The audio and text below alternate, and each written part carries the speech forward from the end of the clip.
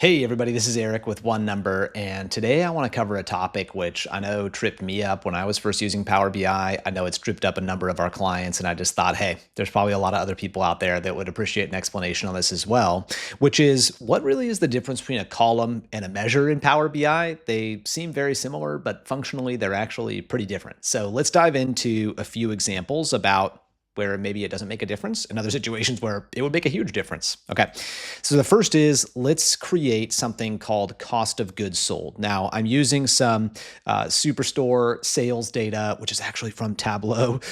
So it's a little bit sacrilegious here, but to show you what the underlying data model looks like, I'm going to go to my table view. And in the table view, I can see, okay, there's one row of data per transaction that occurs. Somebody bought some paper or a table or some chairs or whatever that might be. So the measures that we have, the sort of implicit measures that are part of the underlying Excel file are things like sales and profit. There's nothing that says like actually what is the cost of this product. But if we wanted to sort of reverse engineer that, we could with a measure or with a column. Right? Those are up to us. So let's dive into that. When we're here in the table view, you don't have the option to create a measure. You can only create a column. Okay. So if I jump into that, I hit new column. Okay. So we'll go ahead and call this my COGS or cost of goods sold column. And then this would just be what is my sales value minus my profit value, right? Keep it nice and easy. Hit enter. And then now I have a new column. You can see that over here in data called my COGS column. Okay. So let's pop back over to our report view. And just a quick side note, if you want to follow along with this, I'm going to put a link to in the description to where you can find not only this Power BI report, but also the data that I'm using, so you can kind of follow along as you want. So let's create a kind of a quick, simple visual. I'll put category and COGS column into a table, and I will see something that seems pretty realistic. It says that our total cost of goods is a little over $2 million. Let's see what our total sales was just for reference next to that. So we sold $2.3 million worth of goods, and our out-of-pocket cost was $2 million. So this is not really a great profit margin, but technically we're profitable. So that's good, I suppose. Okay, now what if we had done that same thing, but with a measure? So if I tried to create cost of goods sold with a measure, that might look like this. First of all, let me hit new measure here.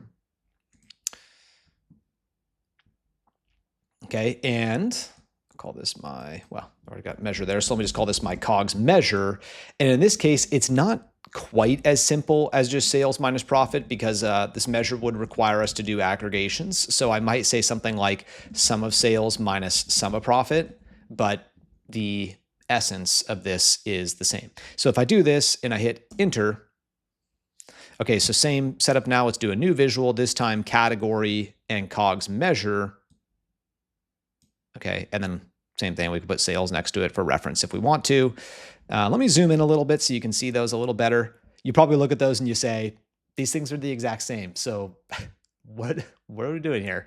Okay, so I wanted to show you that the way that a column works is it can either be at a row level if it's not aggregated, or at the table level if it is aggregated. So that's actually a scenario where either one of these is fine. You could use a column or you could use a measure. The fact that you are going to sum the values afterwards or sum them before you do, sales minus profit, it doesn't really make a difference in the end result. Okay. Now, let's go to a situation where it would make a huge difference, which is what if I was trying to turn sales into sum of sales to turn it into a measure, right? So back to our table view, let's start with a column there. So I'll say new column, and then this will be I'll call it my sum of sales column, and this will just simply be sum of my orders sales. Okay, now first of all, even just here in the table view, you are going to see some crazy looking values, right? Unlike our COGS column that worked out very nicely, I could be like, hey, 19 minus 9 is 10. That makes sense. This is just like, yeah, 2.3 million. You might recognize that number from earlier. That's our total sales value across all transactions. So the column doesn't have the ability to distinguish what level we want sum of sales at. It just says, oh, you're aggregating it. It's a column. It's going to be across the entire table. So if we go into our report view here and I go like, sweet, what was my sales by category? If I say category and my sum of sales column, what's happening is Power BI is taking that 2.3 million figure and summing it over and over and over again to the point where we've got like supposedly $23 billion in sales. That would be nice. That's not real.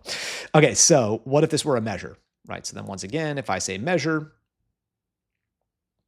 this time around, this will be my sum of sales measure. We say sum of sales and hit enter. Now let's do a side-by-side on that. So if I do category and then my sum of sales measure instead, interesting, it's very different, right? So you can see our column came up with 23, I think it's 23 billion. I'd have to double check that, check my eyes here. Whereas our measure came up with the correct figure of 2.3 million. So what happened there? Well, again, the column, once it's aggregated, it only understands that the aggregation at a table level. It's not able to interpret the aggregation at the level of whatever fields, what sometimes we call kind of the worksheet filter context. It doesn't understand that in that individual view. Okay, so this is a scenario where it would be much better to create a sum of sales measure rather than a sum of sales column. All right, let's look at one more example, which would be, if we were just testing, was an order profitable or was an order unprofitable? Back to our table view. So here I might do one more time, create a new column. Call this my profitable column. Now we have two options here. We could say, is the sum of profit greater than 0, which would just test the entire table. Or we could just say, is the profit greater than 0, which would test each individual row. So let me choose that option, just orders profit greater than 0. Back to our report view, we'll create our measure here. And I'll call this my profitable measure. And this will just be, is the sum of profit greater than 0? All right, now let me do a quick test at an order ID level.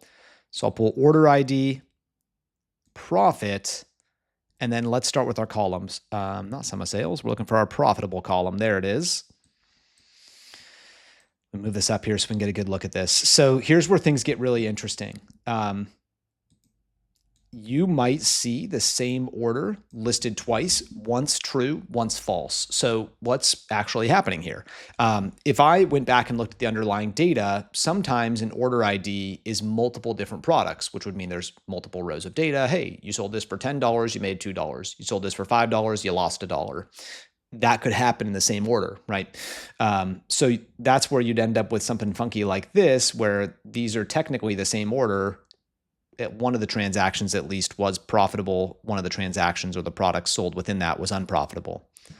Now that's actually pretty different than if I did this. If I did order ID, put profit in there again, and then this time my profitable measure, okay? The profitable measure is calculated at the level of the field, or in this case, order ID, that I put in the worksheet, right? So the difference would be this. For this order ending in 694, the column, because it's happening at a row level, it's like, yeah, there's some records that are true and there's some that are false. Whereas the measure, because it's only happening at the order ID level, it understands sum the profit at the order ID level and then give me a single answer. It's just coming back as false. We lost $18 in total, not, hey, we lost $20, but we also made $2, so some true, some false. So hopefully this is kind of helpful to see some of these different examples. Yeah, and just to get a chance to see how does a measure compare to a column, and when might you want to use one of these. I would say that there are definitely scenarios where you want a column, but if you're creating a measure for use in your views that you're creating and you're going to be breaking them down at different levels, then probably more likely that you're going to want a measure. Okay. So one kind of final thing I'll leave you with, which would be, if you have your own questions, I'd love to hear from you. Let me just kind of throw this in the chat in real time. You can reach out to me at eric.parker at onenumber.biz, B-I-Z, and I would love to help you answer your own questions. Also, if you have questions about this example scenario, your own data you're working with, feel free to drop those in the comments. So thank you so much. We drop videos like this all the time. So we would love to have you subscribe and follow along, and we hope to see you here again soon. Thanks so much.